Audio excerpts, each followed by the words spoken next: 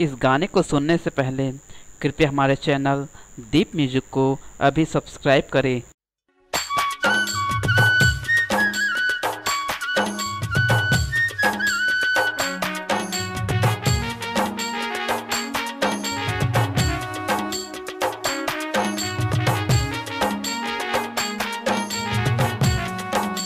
मिले बरिया बे कमर था बजरिया बजरिया नगरिया मो मन के बात बताऊं तो दिल के हल सुना हूँ आजा बे समझाओ। मन के बात बताऊं तो दिल के हल सुना हूँ आजा बे समझाओ।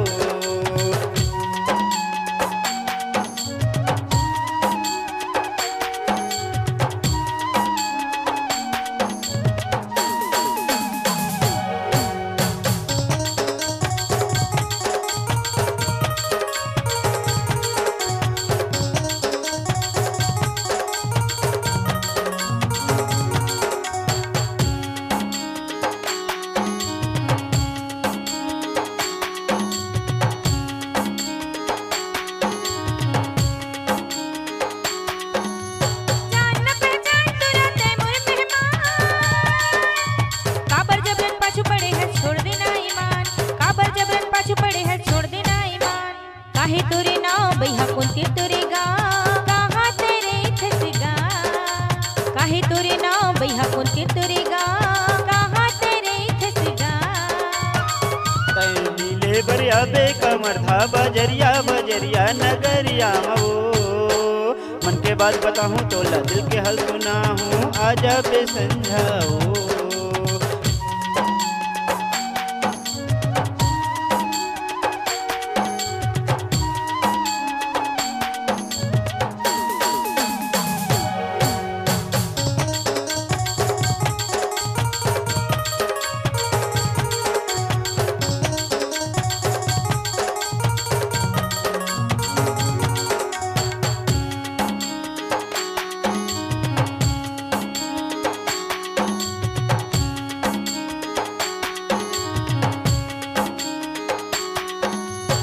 के नाता हवे तो मोर मान चाहे जनमान जबले तोला देखे बैरी छूटा थे परान। जबले तोला देखे बैरी छूटा थे परान। मेगो रसीला नाव है मोर चार भाटा तिर गाँव है मोर सिंहनपुरी रही था वो। मेगो रसीला नाव है मोर चार भाटा तिर गाँव है मोर सिंहनपुरी रही था वो।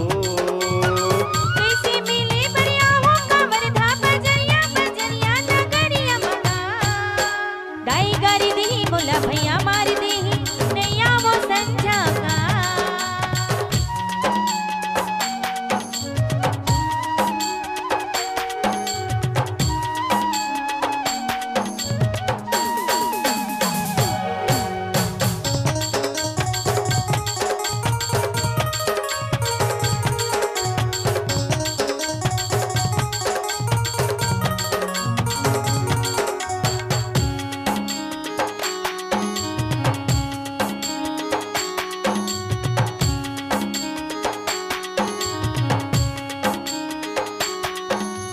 रायपुर रोड घोटिया मोड़ कमर धमाया बे एती उती नहीं दिखूता मिस कॉल तय देवे।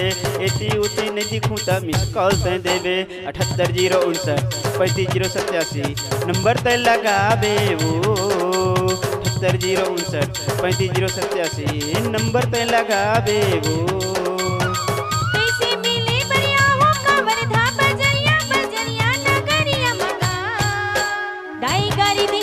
भैया मार दे नैया वो संजा का।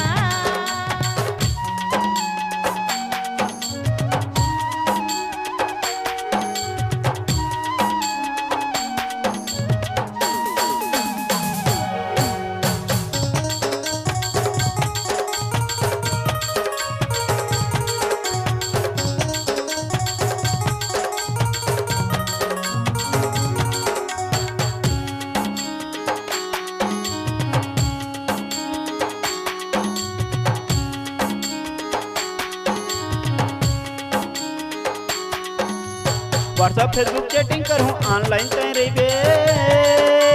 जब मन कर ही देखे बता वीडियो कॉल कर लेबे, जब मन कर ही देखे बता वीडियो कॉल कर लेबे।